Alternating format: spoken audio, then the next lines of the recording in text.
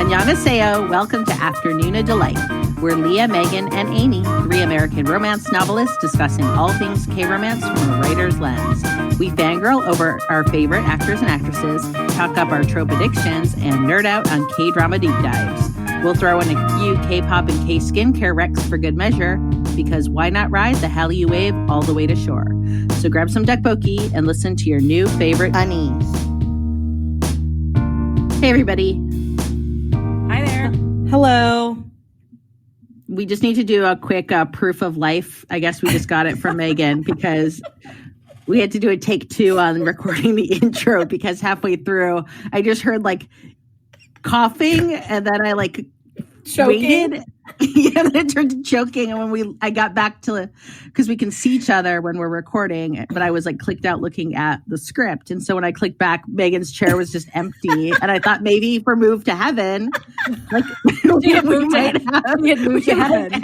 Yeah. I felt like I was like discreetly trying to drink water and then it went down the wrong pipe in the middle of Leah's reading. And I was just, like I died.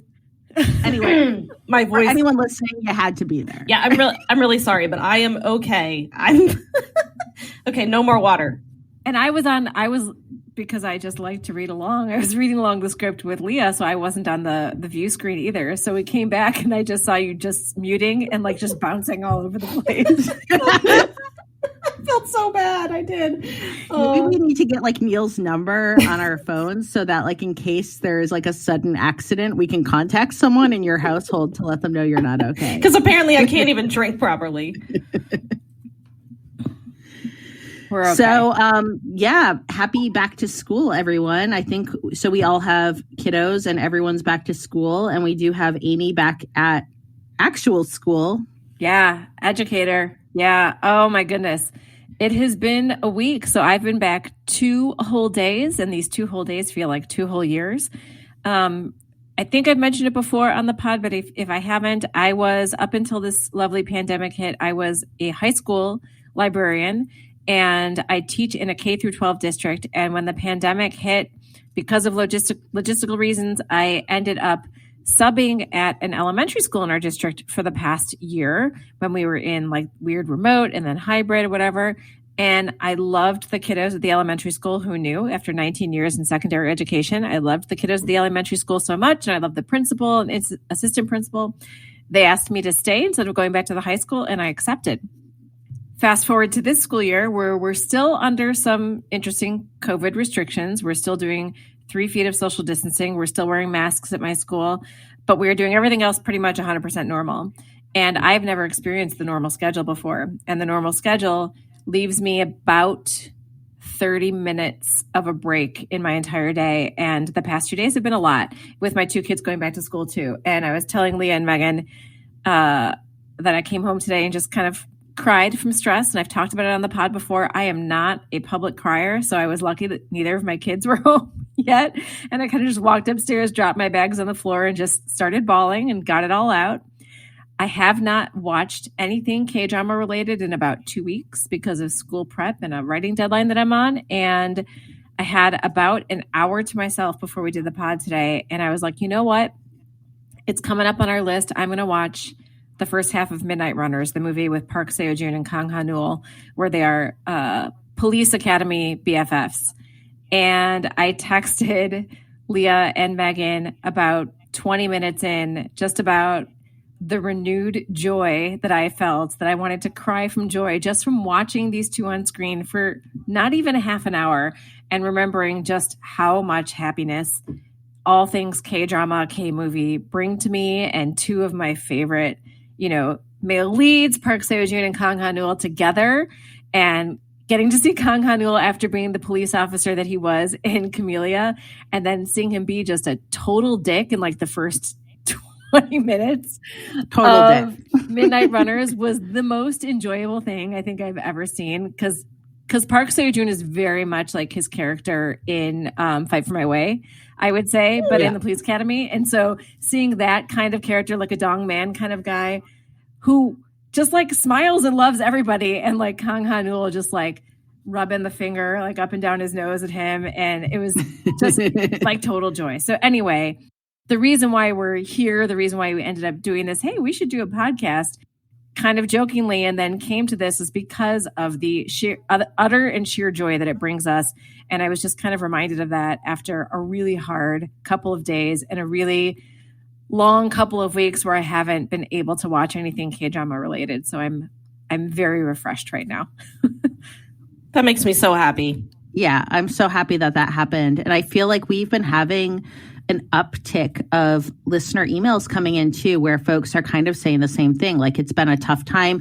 And it's always funny to me when somebody's like, look, I'm sorry I'm writing, but like, I just have no one else to talk to K-drama, like say something about K-drama too. And we're like, don't ever apologize. This is exactly why we are doing this, because we want to give everyone kind of what we have, which is an outlet to like come and talk about this and like feel some happiness. And it's like it's the collective joy of it all too, right? Like, it's not just sitting down and, grinning from ear to ear at Park Seo-joon trying to teach Kang Han-nul how to smile, not showing all his teeth because his mouth is so big. And I love that they bring that into the movie. But it is being able to talk to you two about it and to talk to all of you listening about it, and then to get your reactions to it as well, and see people having the same reactions. And the same goes, for email and social media and all that. Like, the reason why we give you our email and our Instagram and everything every episode is because we want to hear from you and we want to interact with you,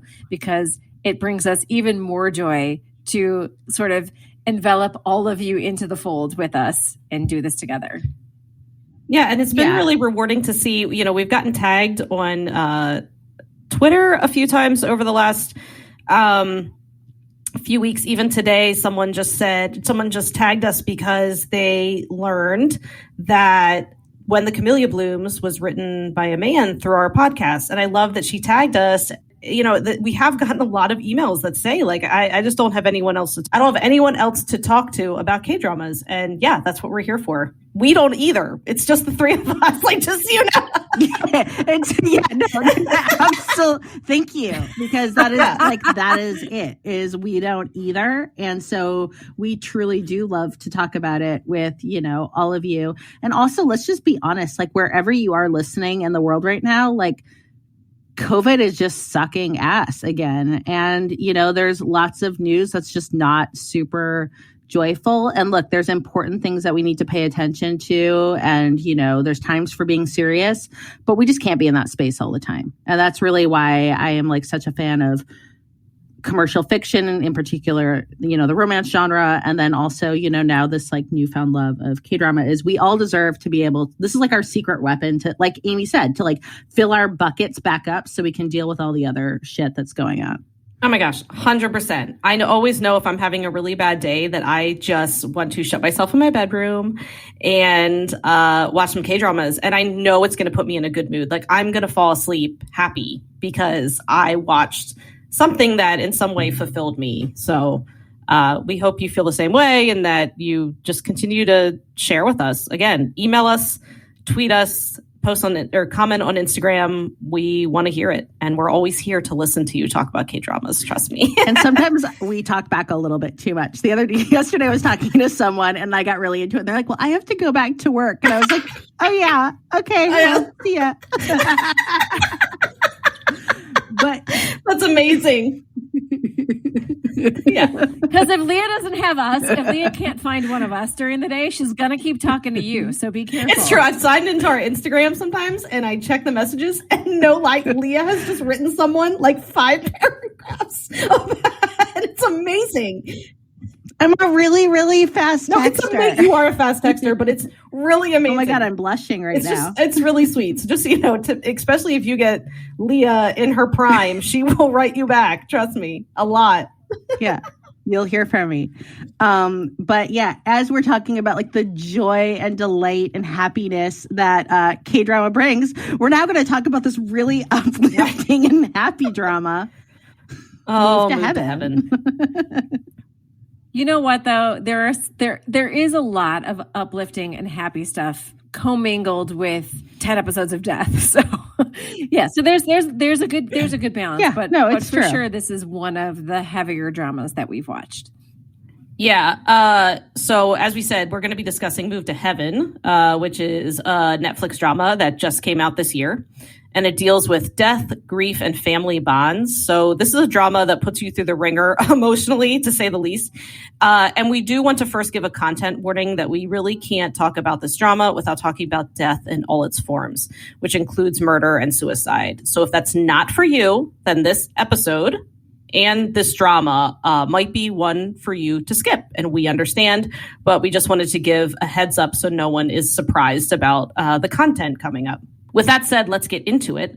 According to a 2016 article from the Korea Herald, recent statistics have shown that more Koreans are living alone. From 2010 to 2015, the proportion of single-person households increased significantly from 15.8% to 27.1%. Suicide has become the fourth most common cause of death here, with up to 40 people taking their own lives every day. In 2011, an ex-barbecue restaurant owner, Kil Hae-young, started a trauma cleaning service called Sweepers, which is also the subject of Move to Heaven. It's about a company of trauma cleaners. So as a trauma cleaner, he cleans up spaces after unattended deaths, murders, and suicides. In a 2018 interview with the Korea Times, he said he saw it as a niche business with room for growth, which would make for a profitable business. After years on the job, he has seen a whole lot. What strikes him the most is not a mess or grisly scene left by the dead, but the moments when he witnesses how broken and fragmented families are. This has changed his perspective into what he calls a realistic view. Quote, rather than spending your life having family and raising children, I'd recommend you appreciate and invest your given time for yourself, he said. Another quote from the article, for your information, having some money in your hands is a smart way to prepare for death, he added, cynically recalling a son who had refused to collect his father's body, but came right after he was told a bank book was found. His experience seems echoed in Move to Heaven, as we often see the lead characters as trauma cleaners navigate fractured families and missed opportunities to bring some sort of closure in death. I just have to, a little sort of, not really a non sequitur, but this will come up in I think an upcoming episode.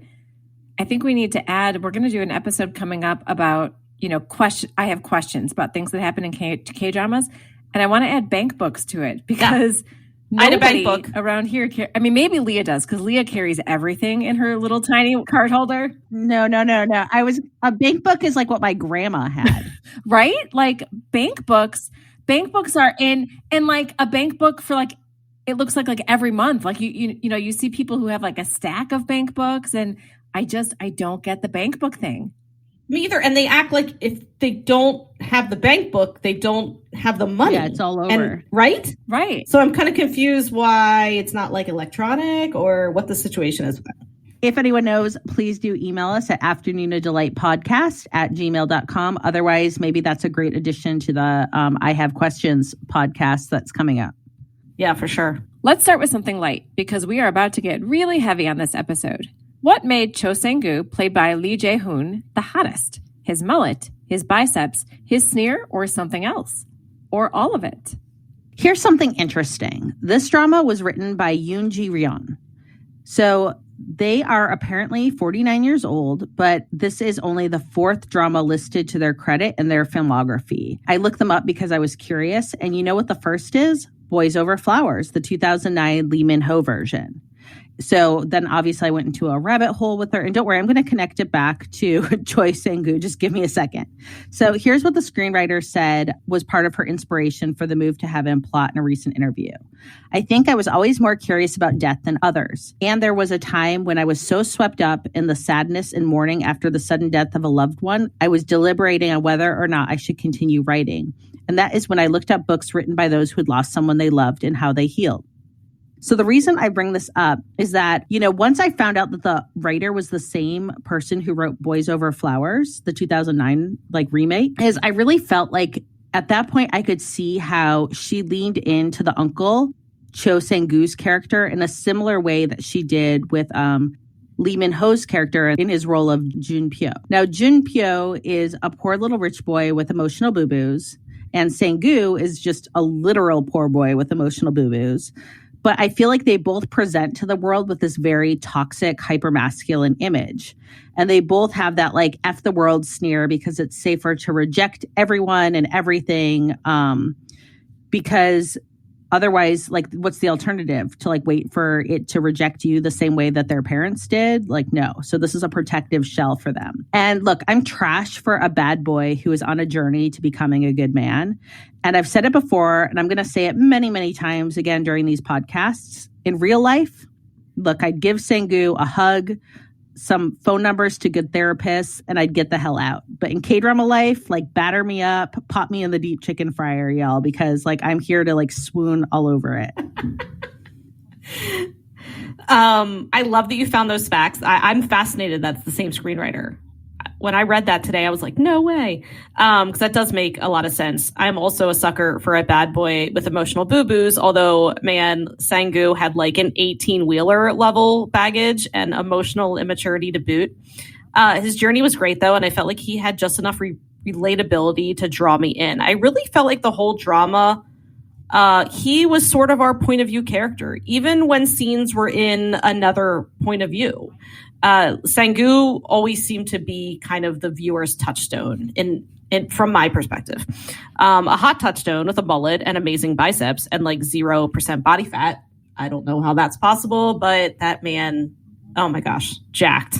So I think all three of us do our fair share of research when we're, going through our script for K-dramas. But I've got to like hats off to Leah for finding stuff that just is so enlightening. Like when we found out that Camellia was written by a guy, and now finding out that the screenwriter for this also wrote Boys Over Flowers. Like this thrills me to no end. As I already mentioned, I've been like neck deep in back to school stress. And for some reason, this makes me love Sang-gu even more because now he has a connection to Junpyo. And I really do also have a thing for the guy with the emotional boo-boos who only knows how to hurt first so he can avoid getting hurt, but then learns to accept and give love. So despite the mullet and FU attitude, and what a total and complete slob Sang-gu was, because, oh my gosh, such a slob. Picking his nose and wiping it on his shirt. Oh my gosh, so gross. But like Lee Jae-hoon hit all the right notes with how he played him, which let the viewer see through the facade to the gooey center underneath. So true. You could see basically what he wanted to become. And also maybe the man he would have become if, as a child, he wasn't abandoned. Yeah, without growing up in like a heavily abusive household. Right. If you were an underground fighter, because this is the non-spoiler section, but there is some underground fighting in this, what pants would you choose to fight in, and why would it not be ripped skinny jeans? Megan. Look, and here's how you know that Megan wrote the script. I needed to talk about this. So Sang-gu, this isn't a spoiler because I think you find this out pretty quickly.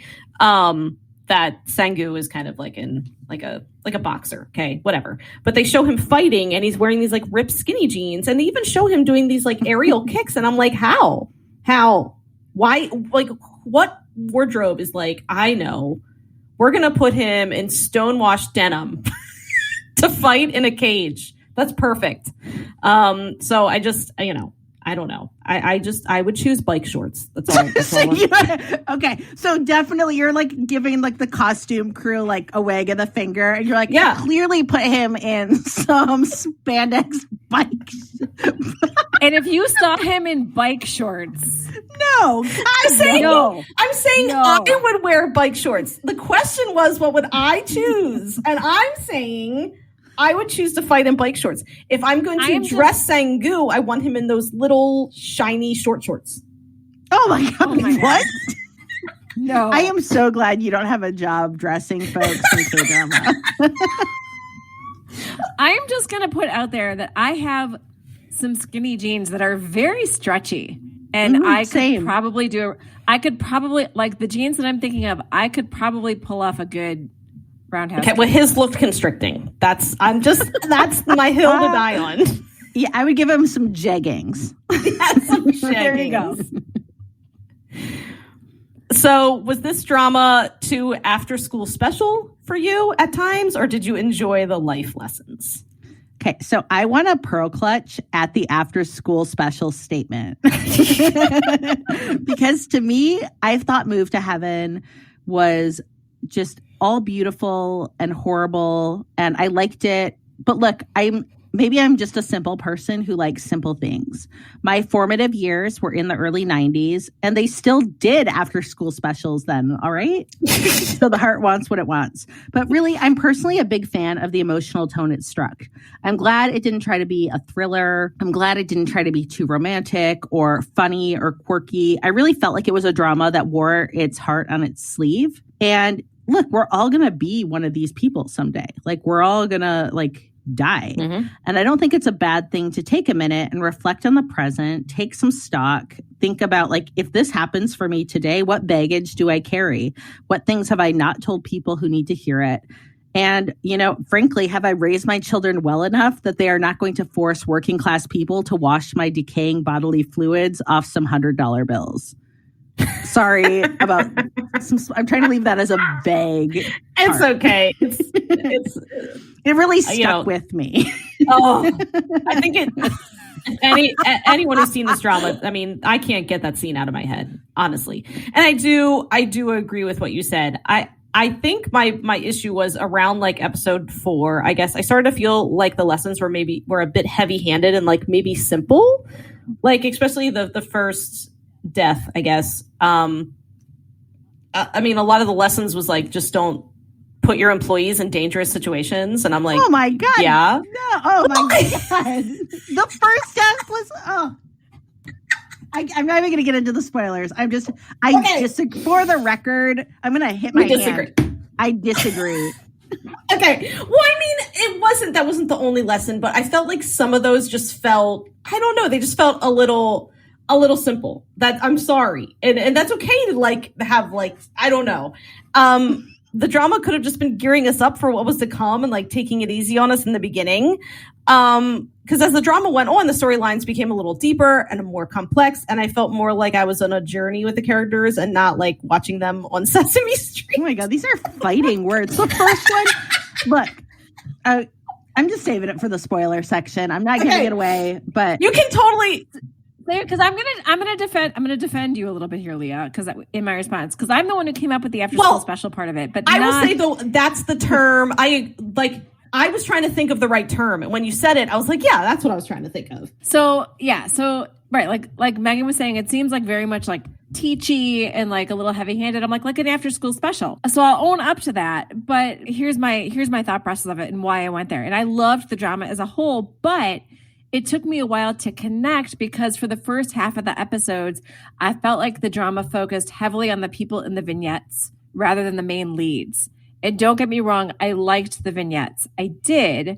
But when they weren't well connected to the frame story of the main leads, they came off to me as a bit more didactic, aka after school special. Once it all started to weave together, that's when my emotions kicked into high gear and I was a sobbing, snotty mess until the end. So when I think of the after school special aspect of it, it was this sort of like disconnected story that was like, here's the lesson here and here's the lesson here. And I didn't think the lessons were simple and, without depth. I just wanted more of a connection to the main leads because their story was what was going to carry the whole thing through. And in the beginning, it was more just like, hey, we're moved to heaven, but now here's the story of these people here. Hey, we're moved to heaven. Here's the next people. I disagree. I'm holding the conch. All right. So, but I just, to me, that was what drew me into the drama. And it was the main characters. It was Sangu and it was Guru.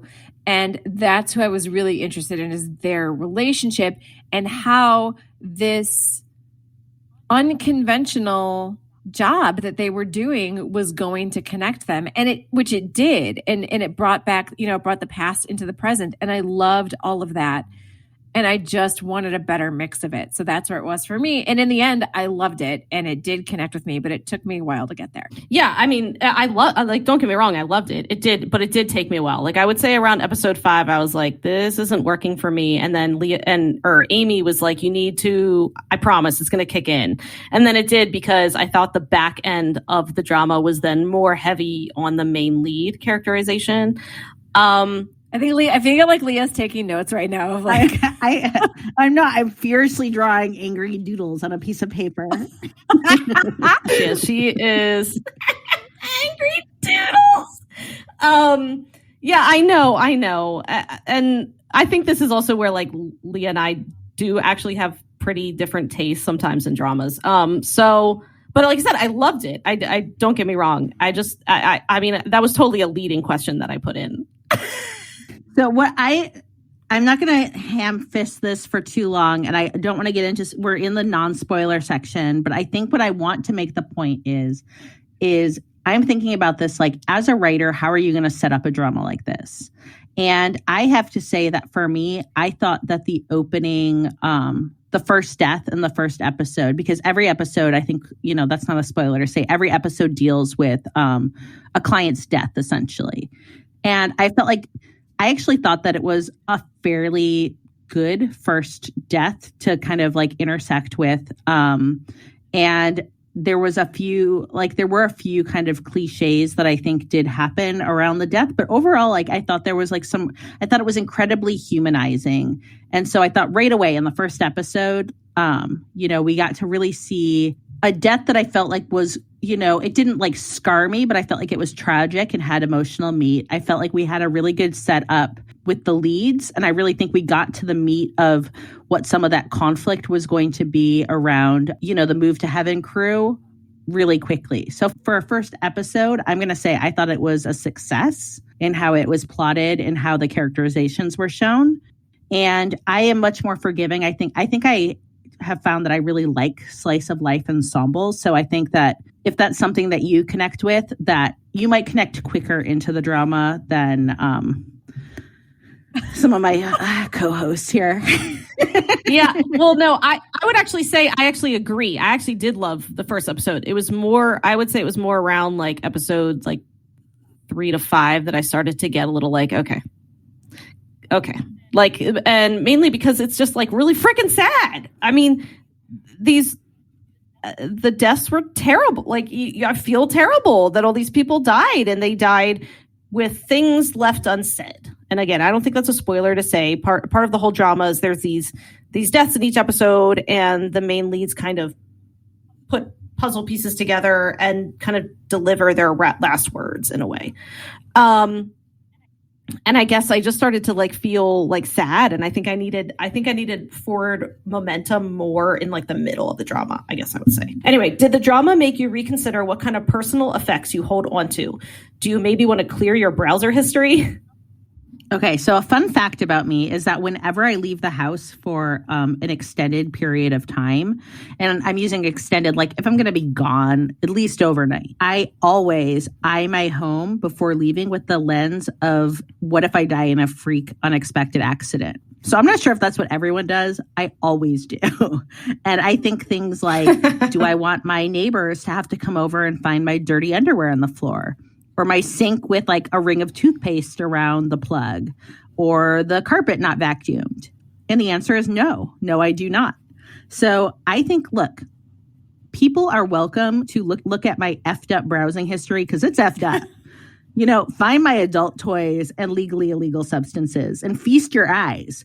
But are you going to see my toilet unscrubbed? No, that's like a nightmare for me. So, which is, I mean, I find this super interesting because you are not the type A one in the group, yet you have this sort of type A-ness to you. Like, I want to leave this mortal plane with people thinking that I had my shit together. It's true. It's all for others. So what's funny is I 100% sort of nest before I go on vacation. Like, my kids and I went before school started. We took like just a 2-day staycation in the city, and I cleaned the entire house and I vacuumed and stuff. But it was part was because my next door neighbor was coming over to feed my cats who I love very much and kiss on the mouth, as we talked about in our last episode. But it's also because when I get home, I also want to come home to order. And so I think part of it goes with like, I want my life in order, whether I'm here or I'm not. But the funny part is, so I do this nesting more for myself. But the part that you're talking about, like the browsing history and adult toys and stuff like that, I think about this at least once a week and what I should get rid of so that my kids don't have to. But I haven't actually done it yet.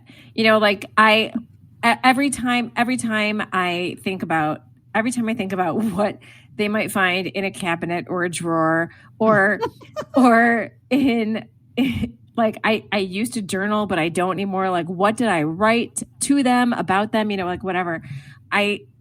I'm terrified, but on the same token, I am not at a place in my life where I only have stuff in my house that sparks joy. So like I have a shit ton of stuff to go through.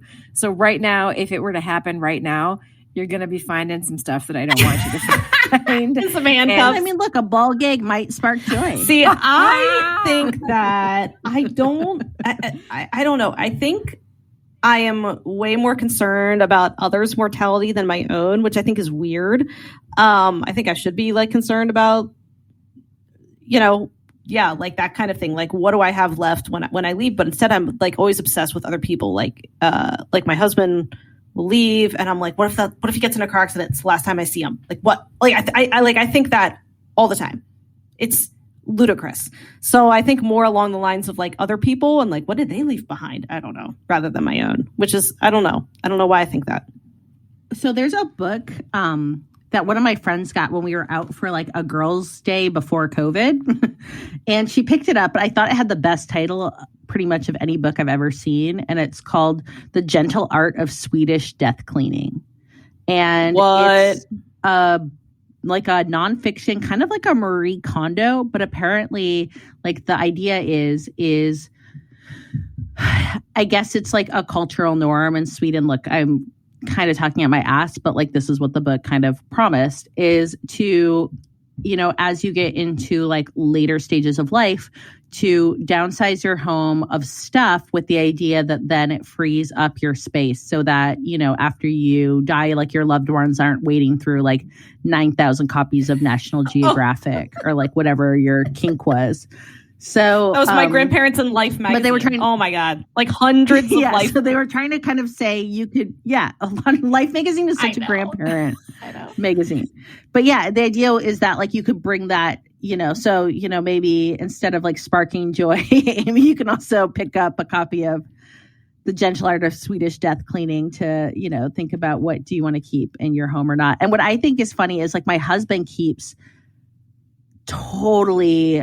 Like he's such a pack rat compared to me. And he at one point had this thing where I found a box and in it were cut up pieces of t-shirts from scientific conferences he's been to, where like the t-shirt had like worn out because basically all he wears is t-shirts from conferences or like environmental groups. And they were important to him. So he was like, I'm going to cut like the logo from like the International World Penguin Conference circa 2000 and save it. And I was like, get the fuck out with this. But you could get it made into a quilt for him. Yeah. So this is what he was like, I could get it made into a quilt. I was like, yeah, this is like, who wants to cuddle with that? Like kissing my dog on the mouth here. Yeah. And then I was like, pushed him a little further. And he's like, look, when I'm old, I want to look at this stuff and it's going to bring me joy. And I'm like, yeah, but then you're going to die. And like, it's not going to bring any of our kids joy as they're trying to clean out your crap. And he's like, yeah, but I don't give a shit because I'm dead. So like, whatever. I mean, he has a point. So, I mean, fair point. Live for yourself, like the trauma cleaner guy said. Not his problem, right? Not his problem. Not his problem. So like someday when Jara's just like, great, I'm so glad I have these like logos from random scientific conferences from 2002. That's so amazing. And then is there going to be like the guilt of like, these don't mean shit to me, but they meant something to my dad. So like, am I an a-hole if I toss them? I hope I'm still alive in my wheelchair and Kane being like, just throw it away. We never wanted it. Leo will light that bag of t-shirt clippings on fire. I will give it a Viking funeral, like with an archer, like put it out in the lake on a raft. And, like, that's light so a funny. fire. I want to see Leo with like a bow and arrow, lighting it at the t-shirt pyre. Oh man. I wish, so Nick doesn't listen to this podcast, and it's a pity because I feel like I give him like a healthy serving of shit. You do? It's great. Okay. So now it's time for our favorite part of every episode, which is our K recommendation of the week. So this week I am recommending a song by TXT or Tomorrow X Together. It just came out and it's called Loser Equals Lover. I adore it. It has kind of a grungy rock vibe, which just feels really unique to some of the recent offerings in K-pop. The video is super fun, with some pretty amazing acting, and it's just a really addicting song. They sing their hearts out. So anyway, it's called Loser Equals Lover by TXT. And while we're at it, how about if we give you a reminder of all those places where you can talk to us, and we promise we want you to talk and we will talk back, as we were saying earlier in the pod. If you want to reach out to us on social media, we are on Instagram at Afternoona Delight Podcast. You can also find us on Twitter and on TikTok with the same name, Afternoona Delight Podcast.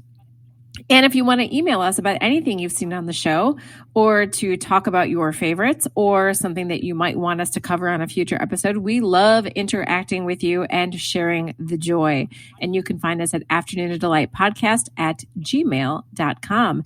And since we haven't plugged it in a while, we want to remind you that we've got Afternoona Delight podcast merch on Redbubble. So you go on to redbubble.com and search Afternoona Pod, all one word together, and you can find all of our merch and put it on a pillow that says, maybe something like that says, "My other pillow is Kim Soo-hyun's lips," and all sorts of fun and wacky stuff that we say on the show. And yeah, so looking for some K-drama merchandise, that's redbubble.com. Afternoona Pod. And now we're going to move into the spoiler section. So if you haven't seen the drama and you don't want to be spoiled, I hope we didn't spoil it already for you. But now's the time to X out. And probably now is also the time that Leah's going to take us all to task. But that's okay. No, I'm not. This isn't going to be Mr. Queen, the sequel. All right. Yeah, if you want to hear Leah really be mad. Yeah, I was actually mad for Mr. Queen. I'm not mad here. So any thoughts on Tang Junsang's portrayal of Han Guru, a 20-year-old man with Asperger's? Did you think the drama went beyond making him a token inspirational person with a disability? I think Guru's autism was a secret superpower that was really pivotal as opposed to making him tokenistic. So while some of these stories are very sad, all the dead to me have agency, albeit some more than others, and some with how their death occurred, and some in how they were living their lives before they took the last train to Clarksville, so to speak. I love that. Thank you. But to me, I think of the earlier suggestion that this could have had the after school special vibe. So for me, I think that Guru's worldview being filtered through autism lets him not drift into schmaltzy sympathy or navel gazing. I feel like he approaches each new job without inflicting his own emotional baggage on the viewer, and instead levels the dead with the very thing that they all deserve the most, which is just respect.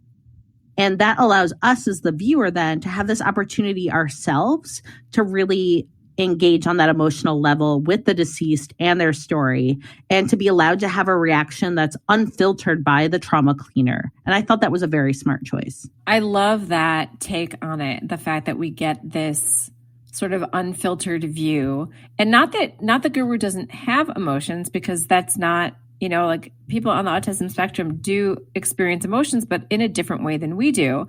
And he was able to separate his emotional reaction from it, basically, and I guess this is like going back to what you're saying about, like appreciating the vignettes for what they were, is because he didn't have this like schmaltzy emotional reaction to it, that we just got to see the view of these other people, right? And like I said, I did like that, but I also liked it better when it started connecting.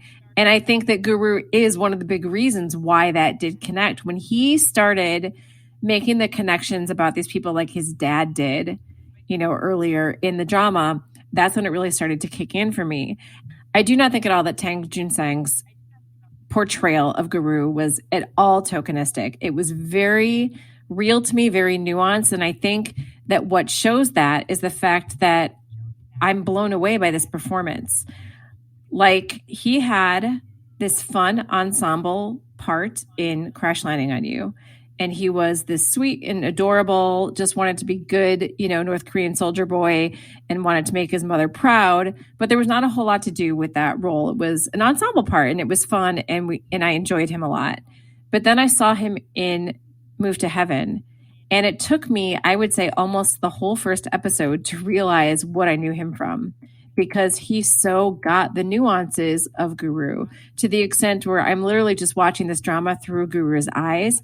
And like you said, Leah, seeing this trauma cleaning business from a perspective that I might not be able to find on my own.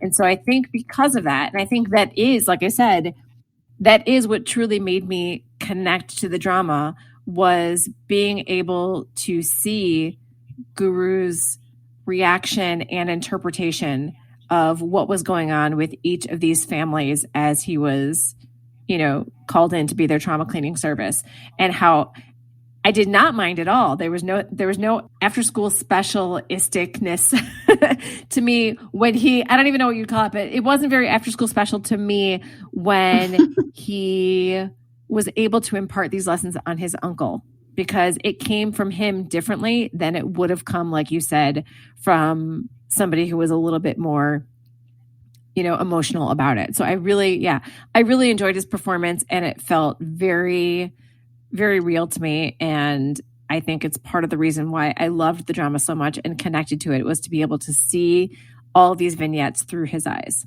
And I do, just to add one more thing too, is I feel like everything you're saying is a yes for me. And I feel like I'm not sure if I made the point enough. So maybe I did. I'm just going to make it again, though, if I need to, which is I really just appreciated the fact that we weren't told as viewers how we needed to feel about the different deaths. I felt like there was room to say, if you connected to one over another, or I just never felt like the show was trying to nudge us to be this is one you really need to feel sad about, and this one you can kind of whatever about. I felt like they were all treated with the same level of respect, and that we were allowed to kind of have our own emotional reaction based on our own personal triggers and backgrounds and history as to what stories got us on an emotional level. Maybe all of them got them for you. For me, I definitely was impacted by some more than others, but I feel like it was a really respectful thing for the viewer as well. Yeah, I think that's the key word, is this idea of respect, because the way that Guru reacted to all of the deaths, that was his main sort of MO, is that he respected all of the deceased and anybody connected to the deceased, no matter what the situation was. There was no judgment from him on how somebody died or on how a family member treated that person. All he wanted to do was make the connection between this person who passed away and who might want to know about it and pay their respects to the dead. Because there were some people in some of the vignettes who other people would have just said, oh, you don't have any next of kin? Okay, I'm just going to toss all this stuff I found. But he always wanted to make that connection. And it was because of this idea of respect. And so that was carried through in every single episode. And I think that was a really good connection throughout. And again, why I ended up loving the drama. It was because of that perspective that he gave to us. Which client death in Move to Heaven hit you hardest in the feels? So for me, I cried so hard at the ER doc and the cellist. It was the fact that they died without expressing their truth to each other. It's funny because when I was reading the quote from the real life trauma cleaner at the beginning of the pod, this one stuck out to me too, because he really said, live for yourself. And it really made me wish that I could have taken these two when they were, when the ER doc was still alive, and say, just live for yourself and, do what makes you happy. So while I love that Guru gave the cellist some closure, I hated that they had happiness ahead of them. They just didn't reach for it. It was just out of reach. And the fact that they were, or at least in the cellist's point of view, he was angry still. And he really, I think there was regret there that he still held anger. So it just broke me. I mean, so many of the other storylines hit me really hard too. But this one, especially, and I think part of it was because to me, this did echo a little bit Sangu's journey, because his brother, who is Guru's father, he was still angry at him and never had any sort of closure while his brother was still alive. He still thought his brother, abandoned him. He never had any sort of closure in life. And so I think that was also one of the reasons. Again, I think, as we said, the deaths that hit me the hardest were always the one that seemed to echo what was going on in the main characters' lives. And this was one of them. I cried a lot. And at the end, when he's like playing the cello, the song that he played when they met, and then he like envisioned the ER doc in the audience. And I cried really hard at that. That was a really emotional one. And that one got me big time too. I mean, I loved that episode, right? Because that was a really, really, I mean, they're all heartbreaking, but that one was super heartbreaking. And I do think that's one of the ones that sort of started to really suck me into the drama because of the way that it paralleled what was going on in the Frame story.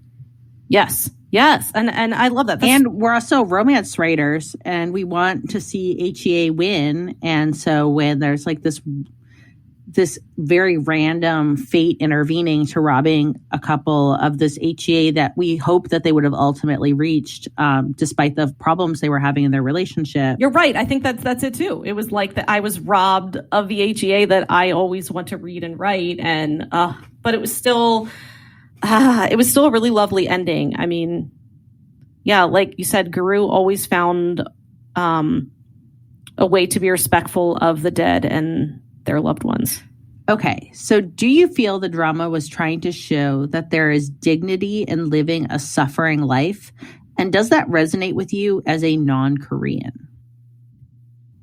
So I wrote this question because I really kept getting this feeling as I was watching the drama, and I wanted to discuss it or see if anyone understands, I think, what I'm trying to say. Because this is sort of hard for me to word, but I'm going to try. And I get the sense sometimes, when I watch K-dramas, and especially in this drama, that suffering is seen as respected. And it kind of harks me back to the episode where we talked about Han. Remember when we read that quote, or if Leah found that quote on Regina Kim's blog about Han, and she mentioned something that she mentioned how Koreans know suffering. And I think that that's kind of what made me start thinking about this too. So especially in the case of the old couple who died, if any of you have seen the drama and know which episode I'm talking about. So the man lived a really hard life. And I guess I felt, and I'm not saying that the drama was trying to tell us something. I think it was just the perspective of it being a K-drama. But it gave him less sympathy and actually more respect for what he lived through. And I'm not saying this in a negative or a positive light. It's just something that feels wholly unique to me when I'm watching K-dramas. American media, to me, doesn't really seem to honor suffering. I don't think that we're really like a country of martyrs. And I see a marked difference in how we seem American. When I say we, I mean American media. I think American media, we want to show our heroes needing to overcome suffering rather than just enduring it. Whereas when K-dramas, I feel like they respect those who just endure their suffering. And I don't know. That's just a thought process I had while watching that. And I don't know if anyone feels the same way or thinks the same or gets the same impression. I like the way that you're explaining it now, because when you had brought it up in our Slack conversation, I wasn't quite sure what you were getting at. And also I've been super scattered this week. But I totally agree that we seem to have, while we do see like a big prevalence, and I'm glad, in Western media now about, mental health and taking care of your mental health and stuff like that, I do think we still also have this sort of like suck it up buttercup kind of, attitude kind of thing. And we even joke around, like even when I'm telling you guys about my hard week, this week in my head, I'm like, I'm not trying to have pain Olympics. I don't want them to think I'm like, looking for sympathy. Right. Like, I feel guilty sharing my suffering, I guess, kind of thing. Whereas what we see in the Korean, and maybe that's just me putting it on me, or maybe it's our society that like, that everybody suffers, so we're not supposed to complain or something like that. But yeah, in the way that we see it in like the Korean media, what we've seen so far is a lot of this sort of like suffering in silence, and this sort of, I don't know if it's like reverence for it kind of thing, but it's reverence maybe is a better word than like dignity. I think you're right. But it is because there is like a dignity to it, I guess. Right. Like you were talking about the older couple, and I was thinking about not just like, the husband and wife situation, but him working in his little like maintenance booth without air conditioning and not complaining about it. And even, when the tenant bought him the air conditioner and then his boss was like, no, you can't have it because then you have to pay for your electricity and whatever. And he's just like, oh, that's okay. That's okay. And you never see him complain about it.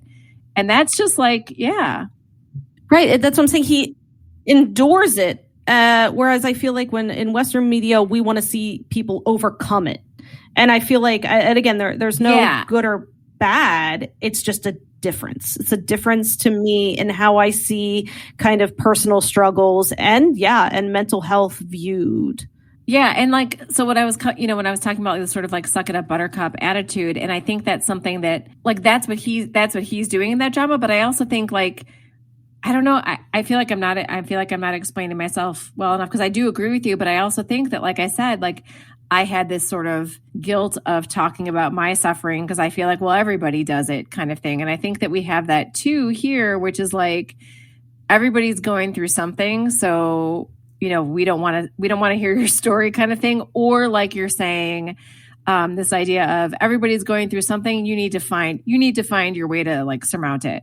So I don't know. I feel like it's different, and I feel like it's very nuanced, but I also do feel like I kind of connect a little bit too, because again, maybe it's just my experience, but I don't feel comfortable talking about my own, and I'm not going to, I'm putting finger quotes around suffering, because in the grand scheme of things, I live a very privileged life, and I'm grateful for that, but like we all have our shit, and I don't know. Mm-hmm. Yeah, we all have our struggles. So I'm going to wade into like heavy stereotyping, and like forgive me for it in advance, but I'm trying to like make some points. And I know that they're very, very cliche stereotypes, but I think they kind of like help. So like I do feel as if, and I noticed this even being like married to an Australian, is that like the American vibe, if you will, like, sorry, I work with Gen Z a lot. and you're also in California. But like, so vibing. There is something to like our toxic, happiness and this idea of optimism. And I think we very much have a little bit of like a toxic optimism. Yeah, as a culture, like we need to like everything's going to be better. We're going to do better. Everything's going to be, and I think maybe it's like that luster is losing its, it's losing its luster, but I think it's there. But something I've read a few times, and again, this is heavily stereotypical, but I think it's interesting, is I've seen a few different articles where people have talked about South Korea essentially as being the Ireland of Asia. And again, look, I am Irish by heritage. So I can say that, like, if you look at my like heritage makeup, I am mostly Irish. However, I'm not going to like subscribe to like the very real suffering of the Irish people, because that is just not appropriate. However, I do think that there's like some good comparisons that we can kind of think about in terms of like two countries that have been colonized, have been sometimes forced to speak like the oppressor's language, and have made a bit of an art over drinking and suffering in some ways. Like if I'm looking at just like media and stereotypes, like this is more nuanced, obviously, but for just kind of like some general broad sweeping, like not all Americans are optimistic, obviously. Not all Irish like to drink, but we're kind of talking about some like broad strokes, and there are some connections to make that I think are kind of interesting parallels. And I do think that the Irish have like made beauty out of some of their suffering, like through art and through literature, through poetry, certainly. And I think that we can see some parallels between kind of that and looking at South Korea as well. Like when people are forced into situations that are so oppressive and that are really ugly and confrontational, and are being like occupied, that you can see that there's like this like pressure cooker. Yeah, look, I don't know. I feel uncomfortable even speaking to some of it because like I don't have direct experiences, but I can see how there is, and it's not, I hate to even say that there's a beauty in it. Sometimes things are beautiful that are hard and ugly. I don't think that that's like me trying to say like suffering is noble or like dismiss anything. So, I mean, I have, had my obligatory drink for the night and I'm trying to be like. I actually think you made a lot of sense. I understand what you're saying. And I never heard that South Korea, I've never heard that comparison, the Irish of Asia. Now that you say that, I'm seeing parallels. I mean, this is a little bit of a tangent, but I did just go on a 4-day vacation with my family to a coal mining town, a former coal mining town in Pennsylvania, which was obviously heavily Irish at one time because a lot of the Irish worked in the coal mines. And so there was a lot of history and how the Irish were discriminated against in this town. It's called Jim Thorpe, if anyone is familiar with Pennsylvania. But anyway, it was very fascinating. We toured an old jail where a bunch of Irish men were clearly framed and hanged for murder. And so I see where you're coming from. And that is I in line, I guess, with my thoughts. And again, I don't want to put judgment on anything because I don't think either is good or bad. I'm trying to be neutral about it in a way that I just found that it was different. And as I was watching this drama, it struck me over and over again, that there was this reverence to the people who have endured suffering. And that just I don't get that in American media or Western media.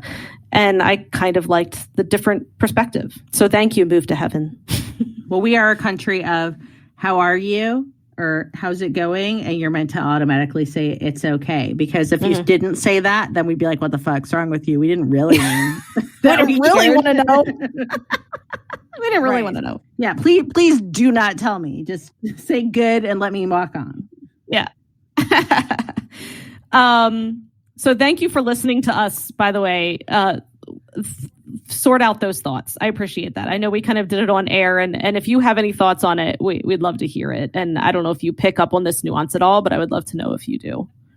Yeah, that was definitely like, just so y'all know, we do write a script, but we don't respond in totally scripted answers. And this is just us externally processing and trying to figure it all out. It's always fun. That was kind of fun, wasn't it? it? Kind of fun going through that. Yeah. So is there any storyline in the drama that you wished had been expanded on or fleshed out? I kind of already brought this up, but honestly, I did want more of the main leads. And I think we got to know them through the trauma cleaning business, which was great and taught us a lot. But first, I need me some more of my ajusi, Han Jong-woo, Guru's dad / Sang-woo's brother, played by the gorgeous Ji Jin-hee. And it's not just because I'm thrilled to have a good-looking male lead in a drama who is actually older than me. That is a major bonus, though. But also because while we know he was a fabulous father to Guru and tried to be the best brother to Sang-woo, we only got their stories in flashbacks. And I think there is a whole other drama there just examining those relationships. And I don't mean that we have to go all the way back to like when Guru was adopted and stuff like that. But the later parts of the year, just to see, the later years, I would say, just to see that father-son relationship, because we really only got a glimpse of it. And the same with Sang-woo. We do know that Jong-woo tried to get back in touch and reconnect with Sang-woo as an adult, but we don't really know why that never happened and why, they were never able to do that. We just saw that one scene where he saw, Sang-woo at the fight, and then that was it. Plus, there was some, sparks of romance brewing with both Sang-woo and Guru in this drama, and I'd like to see that brought to fruition. Yeah, definitely. Same. So this hasn't been announced as having a second season, but I'd be shocked, honestly, if it doesn't get it. I feel like the ending, while not a cliffhanger, definitely opens up new doors in those final few moments. And I feel like it's got that just kind of like neat little 10-episode vibe that begs to be replicated. So fingers crossed. Netflix, come on, dude. Right. And I think it was fairly popular. Like, I felt like a lot of people watched it and they really loved it. And I do think that there is so much more to explore. And the fact that how they set up the first drama with, again, those like vignettes each episode, I thought it really opened itself up to multiple seasons. So yeah, I need more Sengu personally. That's just it. So we were talking about a book rec for this, and I don't have a romance book rec for this, but I had a really great nonfiction book rec that I thought was one of my favorite reads 2 years ago, which is the year that I read it. And it is called Smoke Gets in Your Eyes and Other Lessons from the Crematory. And it's by Doughty. And Entertainment Weekly calls it morbid and illuminating. So I'm going to read the blurb. I read the blurb and it sold me, and see what you think. So, armed with a degree in medieval history and a flair for the macabre, Doughty took a job at a crematory and turned morbid curiosity into her life's work. She cared for bodies of every color, shape, and affliction, and became an intrepid explorer in the world of the dead.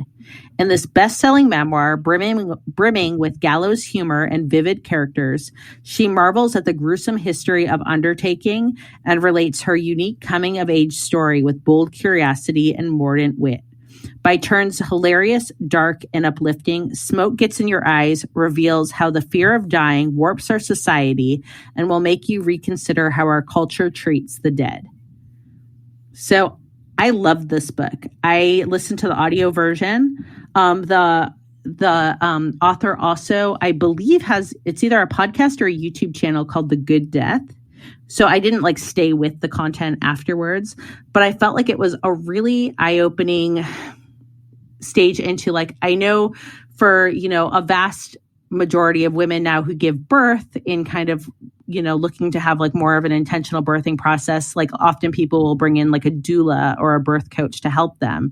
And Doughty, I felt like in her book really kind of almost makes this argument for like having like a death doula and like this idea of like end of life in our country, how we reconcile it, what actually goes on in like a crematorium. And I just thought it was it didn't feel gruesome or scary. It felt very demystifying to me. And it made me think a lot about like what will happen to like my body, loved ones' bodies, in a way that didn't feel scary or confrontational. Like there is gallows humor. And it was actually just fascinating because another thing that happens is death is so sanitized in our country. Like it wasn't long ago that, you die at home, your loved ones care for your body, you have some sort of a wake or, seshiva or whatever you do to like honor your dead at home. And then, they might even dig your grave. I mean, this is not that long in our past that was the reality. And at this point, it's like dying is a heavily managed experience where we might be looking at people after they've been embalmed and made up even. Like that was a norm for me growing up. And so I just felt like this was a really poignant book. It was a really funny book. And I can't say enough. I really loved it. So it's called Smoke Gets in Your Eyes and Other Lessons from the Crematory by Doughty. I'm like sold. And so you liked the audiobook? Yeah. And I loved it. Okay. She doesn't narrate it, does she, or does someone else narrate it? I believe she does. I'm going to check and see, but yes, she's the narrator, and she's great. That sounds so good. I don't usually read nonfiction books about this stuff, but it was for my book club. Did you ever read Stiff by Mary Roach? No, but I have it, and I've been saving it for like the right mood. The Curious Life of Human Cadavers. Yeah, I've got it sitting on my bookshelf for my free little library. It's really good. It's really good, and it's more. I mean, it gets. A lot of it is about like the science of like how cadavers are used and stuff like that, but there's also the cultural part of it, like about like different types of burials and stuff, and more environmentally sound type of burials that we're not really allowed to do, in the US as much as they do overseas and stuff like that. And it was fascinating. So, okay, here's a question. I know we're kind of like at time, but I am honestly curious. I think it's fascinating. What is your death? Like, if you could pick like what your funeral type looks like how do you want to be sent off into the great beyond? I don't. I want it to be like zero fanfare and zero cost. But like, what do you want to happen to your body? I guess. Okay, so let's reduct it down to what do you want done with your body when you die? Okay. I do not want to waste space in the earth. I don't want, honestly, that was one of the things when I was reading Stiff, that there are these more sort of like compostable ways to like dispose of a body. But it's not really sanctioned in the US, right? It's not really legal to do. I think there's like certain places that you can. California might be a place that has stuff like that, because I actually did use that in a book, an environmental burial, and I had to look up where you could do it, but it's few and far between places that you can. But I don't, here's the thing. I don't think and this is getting a little bit philosophical into it, I do not want any part of my death to be any sort of burden on those who have to deal with it afterwards. The grief is enough, right? And I'm fantastic. People are going to grieve the shit out of me, but True. But I don't want financial strain to be added to the grief. I don't want worrying about what to do with me to add to the grief. So I do think that we need to streamline something. Death shouldn't be, I get that it is a business for some people, but I don't want my death to be part of the business. I want it to be something that is easy to deal with in every way other than, the emotional way, because obviously that's the hardest part of it. So yeah, I don't know exactly. I don't want a coffin. I don't want a traditional burial. But it's like a toss-up of what is worse for the environment, putting you in the ground or putting you in or cremating. Neither of them are good. It's like, are you going to pollute the air or pollute the earth? Yeah. I mean, I want to be either cremated or my body donated to science. I don't. So that's what's really cool about Stiff is they show you what happens with bodies. You could be a crash test. Yeah. You could literally become a crash test dummy. If you donate your body to science, you don't know how it's going to be used, and you could be a crash test dummy, which I think is fascinating. Go ahead. I don't care what you do with it after I'm done with it. I don't care. And I actually do want my loved ones to have a party. I don't want them to have a wake. I want them to get a keg and some barbecue and eat and drink and just tell stories. That's all I want. I just want people to be happy. I mean, I lived a pretty good life even up to this point. So just let me go. And yeah, I mean, just speaking of Bodies for Science, I just need to point out that there is a show on Amazon Prime called Lore. I don't know if anyone has seen it, but it is so good. It's based off a podcast. But in the one episode, it's all about, it's all based on, real life things. It's how things that lore has started. Okay. But in one, they basically talk about grave robbers, and it's fascinating how they would rob graves, and they had to do it when the body was extremely fresh, and they would get money from the medical examiners at the time, and they would get so much money that they started killing people and not waiting for the dead bodies, but they would start murdering people so they could take and the medical examiner started being like, but why does this person look like its head has been bashed in? And they're like, oh, it's fine. Anyway, that's just, if anyone checks out Lore on Amazon Prime, I highly recommend it because that was really interesting. My mom has already said she wants to be cremated and put in a Clorox bleach bottle, which just feels on point for her and her love of cleaning. My sister wants to donate her body to science and be left out in because she loves true crime. And so this is a conversation I have with people. So I'm always fascinated. So she wants to be taken out in the desert and like have like the maggots counted to be like, you know, how long has she been out for like solving murder cases or something. Amazing. So she wants to donate it to like She would love that. That's great. She's like, throw me out a plane and shit like that. Right. So I'm not 100% sure. Like I had always kind of just assumed I wanted to be cremated and then like had my ashes scattered somewhere pretty. I am now thinking more of the carbon footprint that might be and like less attracted to that. Something I found out living by the ocean is that you can do burials at sea, Right. where you can go a mile off coast and, you know, be committed to the deep. And so I did tell that to a friend, like, you know, that doesn't sound like the worst to me. Is like, you know, throw me in like the trench in the middle of Monterey Bay that I live off of. Let me go down into like the whale boneyard and like let the sea stars eat me. And he was like, you know, you don't really like surf or anything. It's kind of odd that like you're like, commit me to the yoldy salt seas. But you know, I don't know. I'm like, I think I kind of would like a little bit of a fanfare though. Like send me off on like a platform, light me on fire, like 3 miles off the coast. With Nick's t-shirts. With Nick's t-shirts. Burn me. No, God, don't burn me with the fucking t-shirt. And let me, you know, and I've always told Nick, like, if I die before him, like, I saw that you can, like, also, like, reduce a body down to, like, some sort of, a diamond type entity. And I was, like, propose to your next person with me, and then I'm always there watching you. Amazing. So, I don't know. I'd kind of like to have a little bit of a spectacle because why the fuck not? But right.